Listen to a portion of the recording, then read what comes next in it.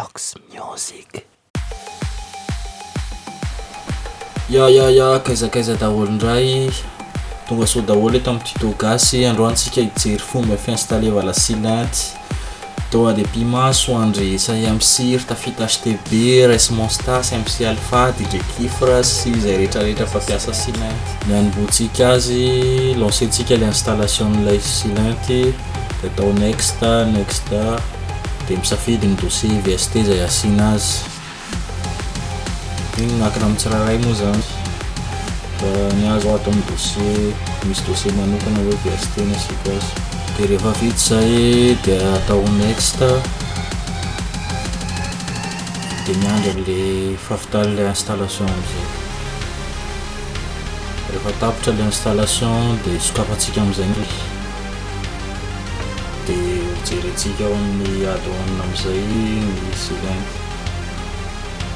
Noho izany atao recherche en face scan ohatrany mahazatra foana lay plugin zay avy niinstalentsika teo. Silanty moa zany le izy de miandry amin'ny silanty poitra.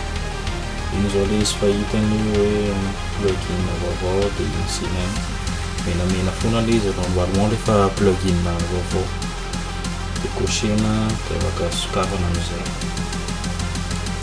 De eto zao izy mbola version démo fa craquentsika noho izany cliquentsika ny menu de register de sokafantsika le fichier licence.dat de craque le izy. Eto zao izy normalement version complet fa mbola mila fermentsika le izy sokafantsika répondre file zay vao miverina complet le izy.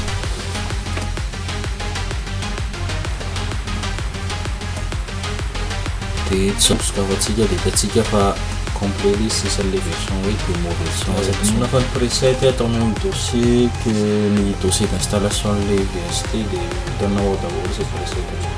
De ohatrohatrany tuto tsy atandroany saorana antsika naharaka hatramin'ny farany de merci ho an'ny raha tafita amin'ilay musique de fond de aza dino misabonner sura daholo.